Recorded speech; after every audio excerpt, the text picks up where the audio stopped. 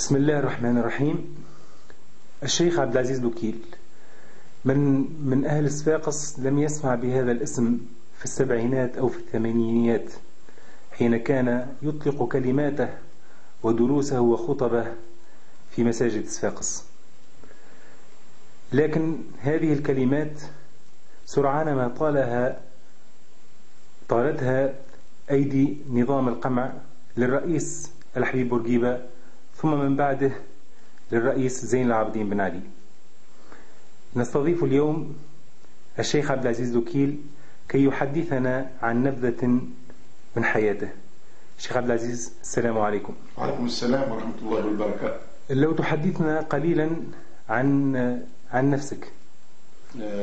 أنا عبد العزيز بوكيل، من مواليد 3 مارس 1948، متحصل على الأستاذية في اللغة والأداب العربية مع الشهادة التكميلية في العلوم في التفكير الإسلامي. اشتغلت أستاذ عربية في كل من تجروين، ثم أستاذ تربية إسلامية في قرقنة، وفي معهد 13 أود في صفاقس، ثم عدت للتدريس المادة العربية في معهد الهادي السوسي بصفاقس أيضا. وكان عندك نشاط دعوي في المساجد صفاقس؟ كان عندي نشاط دعوي مش من صفاقس برك، أنا من تونس، من حيث كنت طالب. بدينا النشاط متاعنا من السبعينات، بحيث أنا والحمد لله رب العالمين كنت أول إمام خطيب في الجامعة التونسية، حيث قمنا مع زمرة من الشباب الطيب بفتح أول مسجد في الجامعة التونسية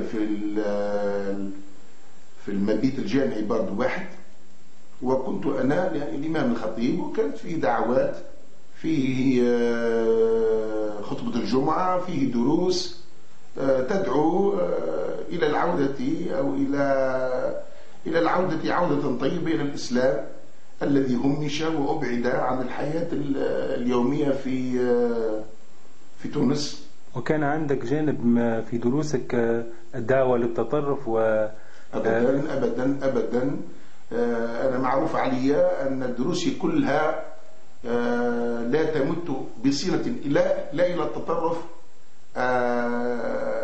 كان مبدئي في دروسي ادعو إلى سبيل ربك بالحكمة والموعظة الحسنة وجادلهم بالتي هي أحسن.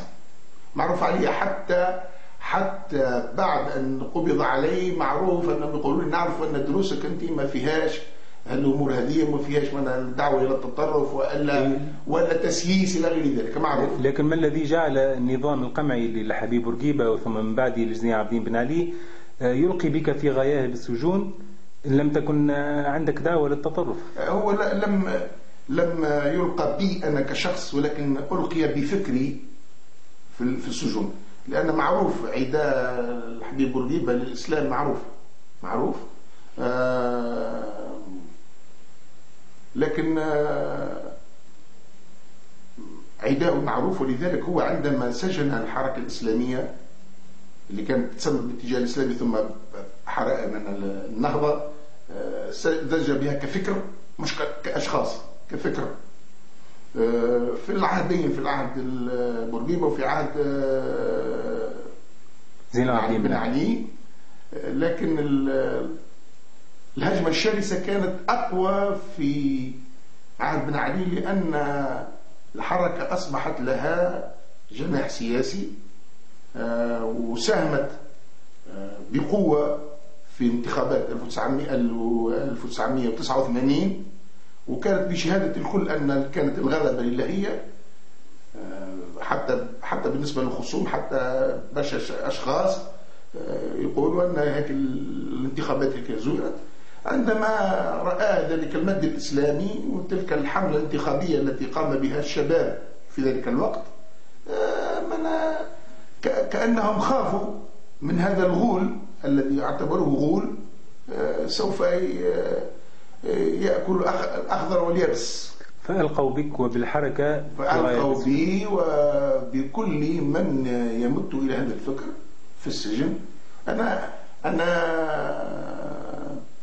اعتقلت من عام 74 مكثت ليلة واحدة يعني في الشرطة، لأن هناك مناشير دارت في البلاد على أن احنا شباب وعندنا زي واحد وكذا وكذا.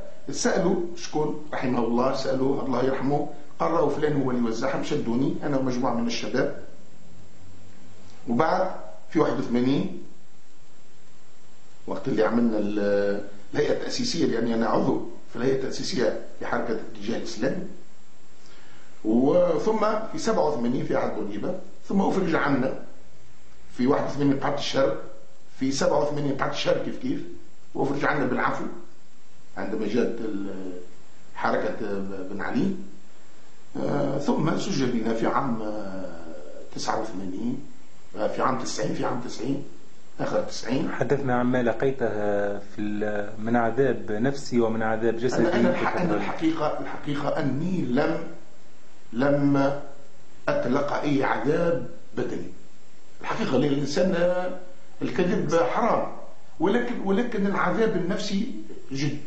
أن الإنسان يكون معنا شخص محترم في المجتمع، أستاذ يجلوه الناس، تلامذته أهله ماليه، يولي من حاجة كبيرة برشا، سواء كان في الاعتقال وإلا في السجن.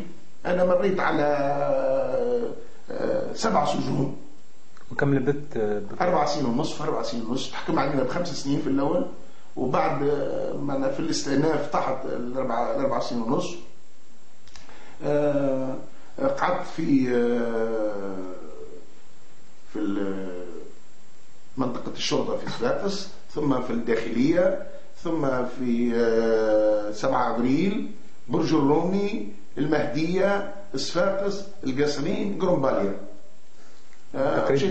تقريبا جل سجون كلها. وكان منها الأكبر العذاب تعذبوه أهلنا ومالينا وزوجاتنا وأمهاتنا وأخواتنا وأولادنا اللي كانوا مساكن يتابعوا فينا من بقعة لبقعة، ويلاقيوا من التعذيب النفسي ومن التعذيب المادي شيء كبير من إطارات السجون ومن أعوان السجون، الشيء الذي لا يوصف. ثم بعد السجن، بعد ما خرجت من السجن، هل عادت حياتك إلى الحياة العادية؟ عادت حياتي إلى سجن موسع. أنا كنت في أول ما خرجت نصح 10 مرات في النهار، يعني تقريبا كل ساعة، ويحكم عليك باش ما تقعدش قدام المركز، باش ترجع عندك تصحح ثم ترجع إلى المنزل. ثم ساعة يقول لك يجاني ل 11 غير دقيقتين، صح 11 غير دقيقتين. ثم إذا ما جيتوش 11 غير دقيقتين مش يبعثك للمنطقة ويصير فيك معنا برشا أشياء. ثم العمل بعد ما خرجت من السجن، هل حتى أنا بدوني بتاخذ التعريف نتاعي بعد ما كنت أستاذ، بدوني عامل يومي معنا وقعدت تقريبا أنا محكوم عليها بعقوبة تكميلية اللي هي المراقبة الإدارية 5 سنين، ولكن أنا قعدت 6 سنين نصحح. وبعد بداوا ينحي بشوية بشوية، 9 مرات، 8 مرات، 5 مرات، 6 مرات، 3 مرات، مرتين في النهار، مرة في الأسبوع، حتى تنحت جملة واحدة. وما الذي تريد أن تقوله في آخر هذا اللقاء ما للشعب التونسي بعدما استقال من هذا الهم الذي هو نظام بن علي؟ الفضل لله سبحانه وتعالى أولا، فضل الله سبحانه وتعالى أولا. الشعب التونسي يزم الخر راكع ساجد للمولى سبحانه وتعالى، شكرا لله سبحانه وتعالى. ثم الشعب العظيم، شعب شعب عظيم، الحمد لله رب العالمين. نقول له كما قالوا فرحات حشاد، وحبك يا شعب. ونقولوا للناس اللي يحبوا يركبوا على الثورة العظيمة، ما تركبوش عليها، ما تركبوش لا حركات ولا نقابات ولا أحزاب. ثم الجيش العظيم هذا، جيشنا عنده دور كبير برشا في إنجاح الثورة هذه. هكا العام وقت اللي ضربتنا إسرائيل في حمام الشط، الوزير الاول في ذلك الوقت محمد الوزاري قالوا كيفاش الجيش وين؟ قال مش بكم تبوا كاتران تضرب مرسيدس. تبين ان الجيش نتاعنا مش مرسيدس، ما شاء الله معناها طاقه كبيره برشا. ثم للشباب نتاعنا هيك اللي حرس الاحياء في الليل وتتحمل برشا برد وبرشا قلة ماكله، وتمكن من ايقاف برشا عصابات اللي كانت تحب تدخل الفوضى باش نرجعوا نقولوا يرحمك يا رجل من الاول. بارك الله فيك سي عبد العزيز.